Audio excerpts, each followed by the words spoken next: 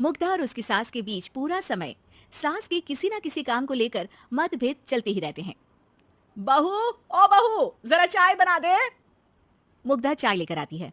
ये लीजिए, और कुछ चाहिए? अरे नहीं, बस चाय पीने का मन था। जाओ तुम दूसरा काम करो। चाय पीने के थोड़ी देर बाद सास दोबारा मुग्धा को आवाज लगाती है। अरे बहू रे, आओ बहू, जरा हलवा तो बना दे, मीठा खाने को मन हो रहा है। इसी तरह मुग्धा की सास पूरा समय कोई ना कोई काम बताकर उसे रसोई से बाहर तक निकलने नहीं देती।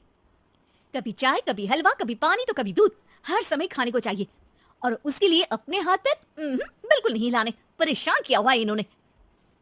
सास की जबरदस्ती परेशान करने की आदतों से दुखी मुग्धा एक शाम सचिन के साथ अपने कमरे में बैठी हुई बात कर रही होती है। सुनो जी, मम्मी जी की ये जानबूझकर मुझे परेशान करने की फरमाइशों से मैं बहुत फ्रस्ट्रेट हो चुकी हूँ। पूरे दिन में एक सेकंड का आराम नहीं मिलता। रसोई से बाहर कदम रखती नहीं कि बहू ये बना दे, बहू री वो बना दे। अरे इनकी फरमाइशें चलती ही रहती है। अरे मुग्धा, माँ खाने की शौकीन है और उम्र हो चली है, खुद खाना नहीं बना सकती, इसलिए तुमसे बोलती है। अरे तो शौक भी उम्र देख कर रखने चाहिए ना। समझ में नहीं आता, हर समय फेविकॉल का जोड़ लगाए सोफे से चिपके बैठी रहती है। इतना सब डाइजेस्ट कैसे हो जाता है उन्हें? अरे तुम मेरी माँ से इतनी नफरत कैसे कर सकती हो? मैं उसे नफरत नहीं करती जी, बस परेशान हूँ। जहां मुग्धा अपने पति से ये सब बोल रही होती है, वहीं उसकी सास भी कमरे के बाहर दरवाजे से कान लगाए सारी बातें सुन रही होती है और अगली दोपहर रसोई में मुग्धा के पास जाती है। बहू, आज ना मेरा कुछ मसालेदार खाने का मन है। तो चाय बना दो, मुझे बहुत पसंद है।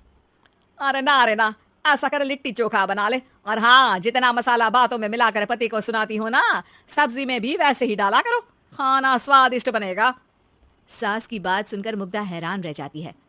मतलब अब पूरा समय मुझ पर हुक्म चलाने के साथ बंद कमरे में हुई पति पत्नी के बीच की बातें भी सुनती है? अरे बात जब मेरी थी तो सुनने में क्या दिक्कत है? ये कहकर सास वहां से चली जाती है।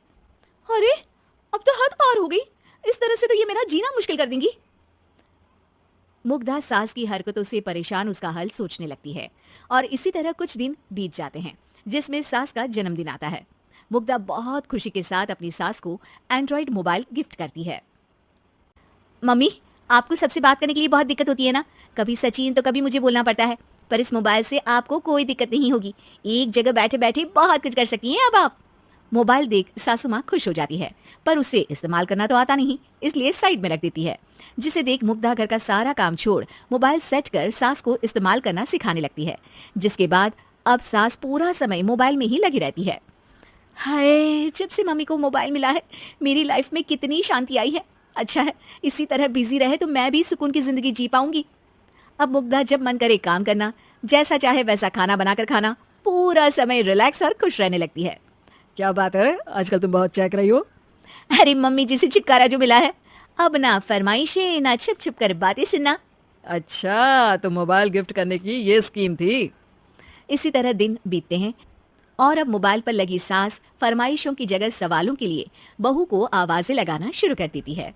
अरे बहू सुन तो, देख जरा किसी का फोन क्यों नहीं मिल रहा? रिचार्ज खत्म हो गया है, पर अभी 4 दिन पहले ही तो मैंने किया था, इतनी जल्दी कैसे खत्म हो गया? अरे मैंने कल तेरी कनाडा वाली मौसी सास से 3 घंटे बात की थी ना। क्या? इतना महंगा तो मोबाइल भी नहीं आया जितना महंगा इसका रिचार्ज पड़ रहा है। इसके बाद तो जैसे मुग्धा के दिन के 24 घंटे में से 20 घंटे सास के पास उनके मोबाइल रिलेटेड प्रॉब्लम सॉल्व करने की ड्यूटी ही बन जाती है।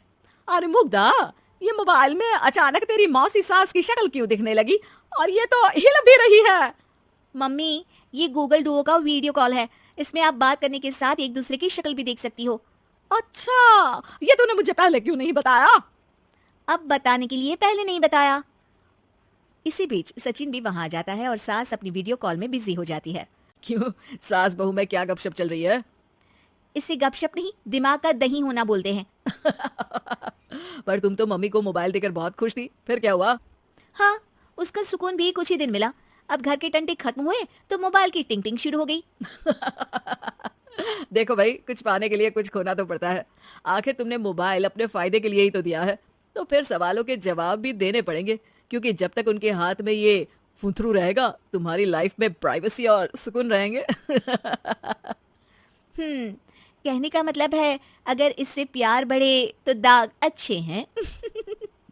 अरे मुझे पहले दिन से ही पता है मोबाइल किस मकसद से दिया गया है, भूलो मत, इससे पहले मैं बातें ही सुनती थी। सास की ये बात सुनकर मुग्धा शॉक में और सचिन हंसता रह जाता है।